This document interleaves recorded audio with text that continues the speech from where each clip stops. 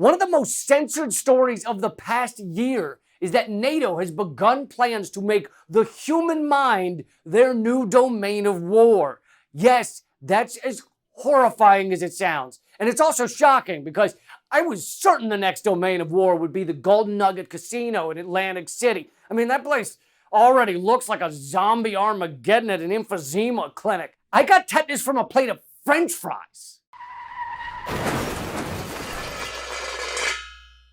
Project Censored's annual compendium of the 25 most censored stories of the year has come out, and one of them is NATO's possible new domain of war that no mainstream media outlet has covered. On October 5th, 2021, the NATO Association of Canada, NAOC, sponsored a forum on what panelists describe as the weaponization of brain sciences to exploit vulnerabilities of the human brain in service of more sophisticated forms of social engineering and control, as Ben Norton reported for the Gray Zone. With its development of cognitive warfare strategies, NATO has added a new sixth level to the 5 operational domains: air, land, sea, space, and cyber.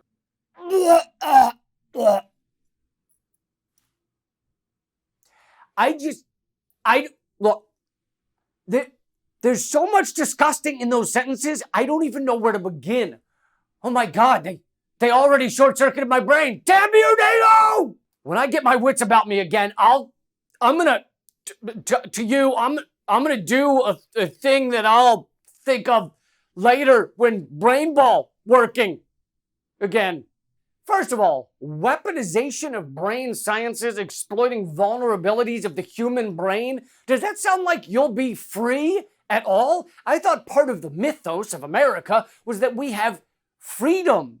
Isn't that like one of the big ones? I thought being American was made up of having freedom, some sort of hot sauce nearby, and a religion and/or live-action role-playing club you suspend all logic to believe in. Those are the big 3. Of course, we don't actually have freedom. The U.S. is the largest prison state in the world. Most of us are trapped in wage slave jobs we hate. We're trapped in Brock Lesnar-sized mountains of debt. Some of us are trapped in marriages we hate, towns we can't seem to escape, family relationships we never asked for, and I myself am trapped in a 48-month lease on a Buick Skylark with manual crank windows. So yeah, there's very little real freedom left, but I thought the one free place we had remaining was our fucking minds. But nope, here is NATO saying they want to make our brains a battlefield over which they hope to gain control. Of course, ruling our minds is nothing new for the military state. To pick just one example, there was the MK-Ultra program from 1953 to 1973. MK-Ultra was a top-secret CIA project in which the agency conducted hundreds of clandestine experiments, sometimes on unwitting U.S. citizens, to assess the potential use of LSD and other drugs for mind control, information gathering, and psychological torture.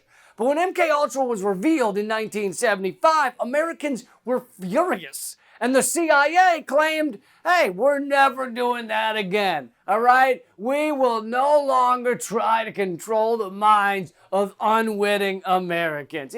We just experimented with drugs back in the 70s. Who didn't? But of course, the CIA and other government agencies are indeed still trying, sometimes succeeding, to control our gray matter. I mean, lying is a form of mind manipulation, right? And the CIA, the military, the U.S. government, hell, every corporation across America lies to us endlessly. I mean, BP says they care about the environment. Coca-Cola says they care about clean water, even though they turn clean water into a black toxin. Cialis says it works when the time is right. Yeah, tell that to the ceramic plates I was accidentally knocking off the shelves at Pier 1 Imports. How is that the right time, Cialis? And a piano recital? What the hell is the matter with you, Cialis? You should be behind bars. To give another example of known efforts to control minds, in 1994, the U.S. military spent $1 million researching the creation of a gay bomb. The gay bomb would have been a cloud of gas that would be discharged over enemy camps that contained a chemical that would cause enemy soldiers to become gay and to have their units break down because all their soldiers became irresistibly attractive to one another. A few questions.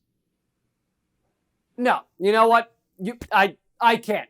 I'm just gonna leave that right there for you. You dig into that on your own time, fair viewer. I'm not. I'm out of here. On top of these more obvious military grade mind control experiments, advertisements are a form of social engineering, even when they're telling the truth. I mean, maybe the ShamWow does mop up boysenberry syrup, purple Fanta, and tears all at once. But that doesn't mean you would have bought the thing without seeing 100 ads telling you it was great. I mean, people believe bullshit when it's repeated endlessly. Would 50% of Americans have believed Russia got everyone to vote for Trump by putting up $8 of Facebook images showing the devil high-fiving Hillary if those Americans hadn't seen 1 billion hours of CNN's Jake Tapper doing his propaganda tap dance and acting like it was true? No! Of course not! Hell, social engineering is everywhere. That's the only way you could have a country where 3 people hold the same amount of wealth as the bottom 50% of the country, roughly 165 million people. We have to be socially engineered to think that makes any sense at all. And if you aren't effectively engineered and you happen to talk about how all of this is pretty fucked up, then they ban your YouTube channel around the world. No, I'm not still bitter. We also have to be socially engineered to think that half of all of our societal rules make a lick of sense.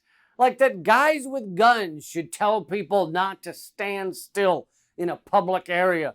These brave men and women have to protect the public area from a rogue, stationary human going against the laws of man and nature, saying we should all keep moving. Where to? Doesn't matter. Just move it along. You can stop when you're dead. Actually, sometimes we move the dead too because they get in the way of a new highway or a shopping mall or something. So alive or dead, just keep it moving. Anyway, you get the point. It takes massive amounts of social engineering and mental manipulation to achieve the worst aspects of our society. However, what differentiates what we've seen in the past from these new efforts by NATO is both how forthright they are with their goals to treat our brains as a battlefield and the sheer size of the effort. One NAOC panelist stated that the rapid evolution of neurosciences as a tool of war hinges on developments in artificial intelligence, big data, and social media.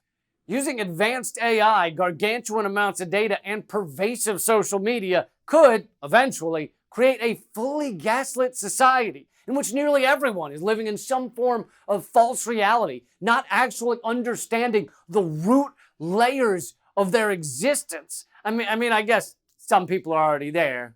I didn't realize they were so advanced. The panel's focus was guided by a 2020 NATO-sponsored study titled Cognitive Warfare and authored by Francois de Clazel. According to de Clazel's report, the objectives of cognitive warfare are to make everyone a weapon and to harm societies, rather than simply targeting an enemy's armed forces. Furthermore, cognitive warfare is potentially endless, since there can be no peace treaty or surrender for this type of conflict. Say that again slowly to yourself. There can be no surrender on the battlefield of the mind. Now try to tell yourself you aren't a raving psychopath, you raving psychopath! The full frontal lunatics at NATO, which, let's be honest, is an arm of the US empire, want to see a world where your mind is a battlefield that is always in play. And they are using billions, if not trillions, of dollars to make sure they control that battlefield. But joke's on them! Scotch whiskey already owns this battlefield. If I turn my head like this, I can actually hear it slosh around. Wait. There it is.